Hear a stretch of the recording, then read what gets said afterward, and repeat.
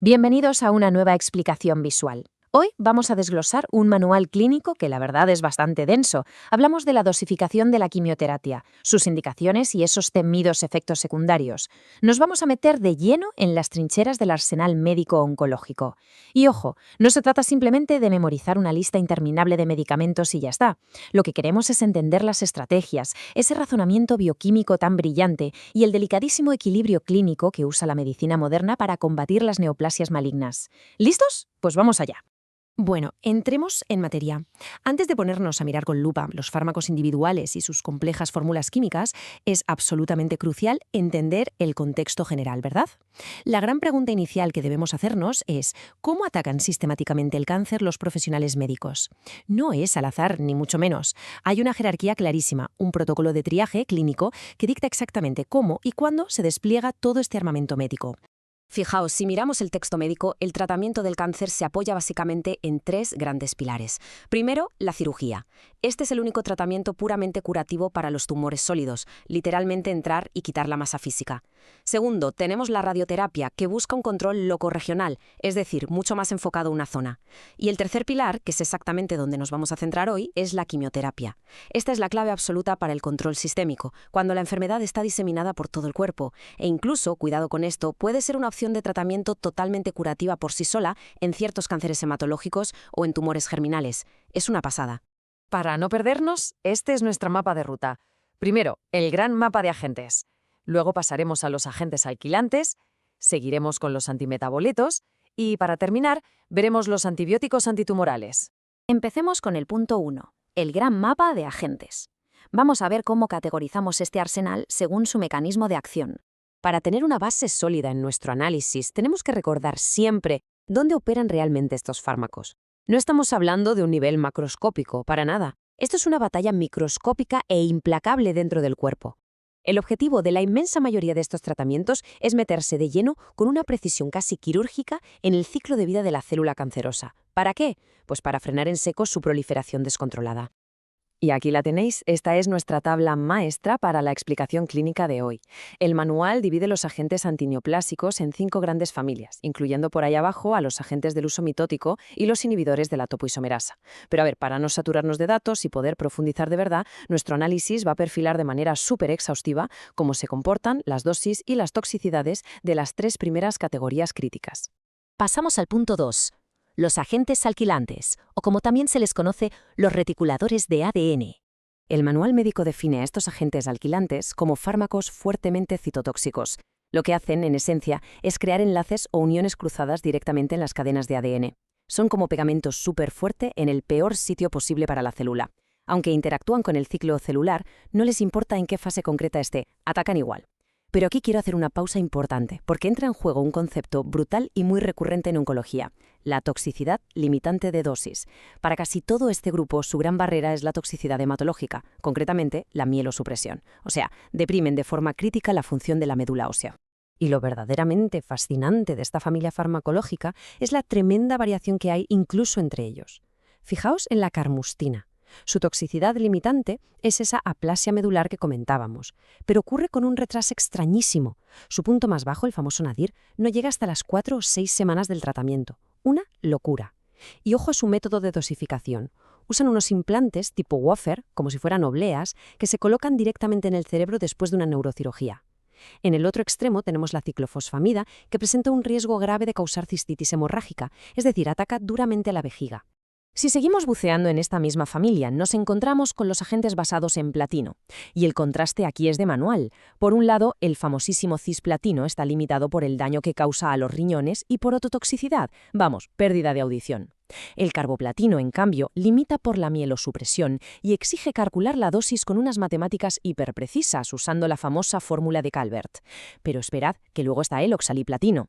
Este fármaco es un caso totalmente único. Su límite lo marca una neurotoxicidad severa que da a los pacientes calambres dolorosos y una sensibilidad extrema y rarísima al frío. Imaginaos que os duela simplemente tocar un vaso de agua fría.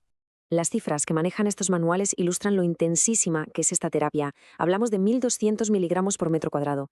Esta es la barbaridad de dosis límite que se puede llegar a infundir con un fármaco llamado ifosfamida. Administrar estas inmensas cantidades de material citotóxico exige hacer unos malabares médicos impresionantes. Hay que gestionar a la vez el riesgo de arritmias cardíacas y prevenir esa extrema toxicidad en la vejiga usando protocolos de hidratación súper rigurosos.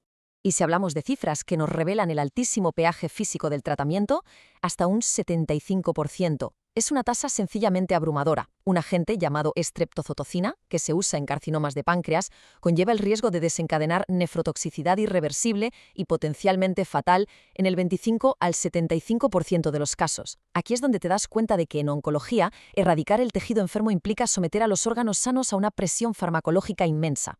Llegamos a la tercera parte, los antimetabolitos, o como me gusta llamarlos, los saboteadores de la síntesis. Esto que vemos aquí ilustra a la perfección el cambio radical de estrategia entre familias. Los agentes alquilantes que acabamos de ver van a lo bruto, atacan el ADN directamente y no les importa la fase celular en la que se encuentren. Los antimetabolitos, por el contrario, son mucho más sutiles. Su táctica es engañar a la célula. Se cuelan e interfieren con los bloques de construcción del ADN. Por eso se vuelven letalmente activos específicamente durante la fase S del ciclo celular, justo cuando la célula está intentando sintetizar su material genético. Literalmente la sabotean desde dentro. Si hacemos un escaneo rápido por estos 3 importantes antimetabolitos de la guía, vemos de nuevo una diversidad de toxicidades que asusta. La capecitabina, que se administra por vía oral, tiene como límite el doloroso síndrome mano-pie, una alteración en la piel bastante severa. La citarabina trae consigo un riesgo de toxicidad en el cerebelo que puede dar la cara de forma aguda días después de la infusión. Y mientras tanto, la gemcitabina acarrea episodios muy marcados de un fuerte síndrome pseudogripal. Básicamente, el oncólogo tiene que estar en alerta máxima vigilando sistemas orgánicos totalmente distintos según el fármaco que utilice. Pero la locura no acaba en la toxicidad. Mirad la varianza en las pautas de administración clínica. El manual detalla cómo el famosísimo fluorocilo o 5-FU se puede dar en esquemas que no tienen nada que ver unos con otros, infusiones de 24 horas, tratamientos de días enteros e incluso de forma indefinida, enfrentando constantes riesgos de mucositis y daño neurológico. Y luego está el clásico metrotexato. Las dosis de este fármaco son quizás las más variables de toda la especialidad.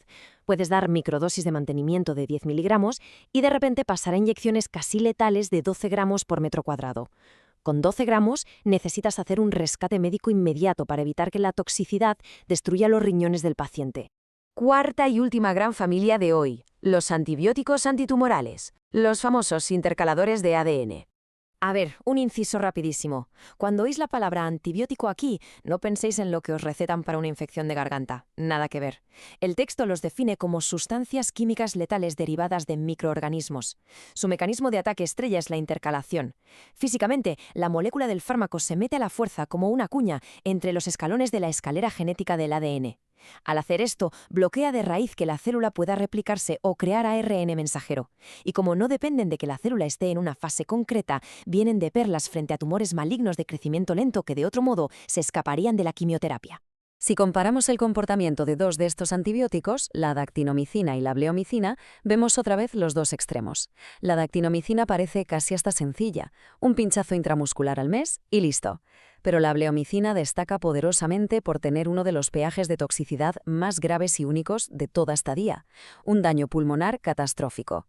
Si se acumula en el cuerpo, puede generar una fibrosis crónica irreversible en los pulmones del paciente. Y por si fuera poco, está plagada de riesgos vasculares colaterales súper peligrosos como infartos. Y toda esta selva farmacológica nos empuja, inevitablemente, a una profunda reflexión clínica para terminar. ¿Dónde está exactamente la línea?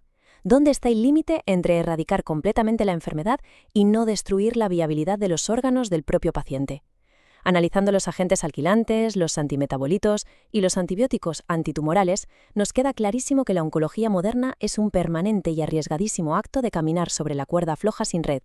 Es el arte complejísimo de usar las armas más tóxicas jamás concebidas, calculando al milímetro si el órgano que dirá basta será el riñón, la médula ósea o el pulmón.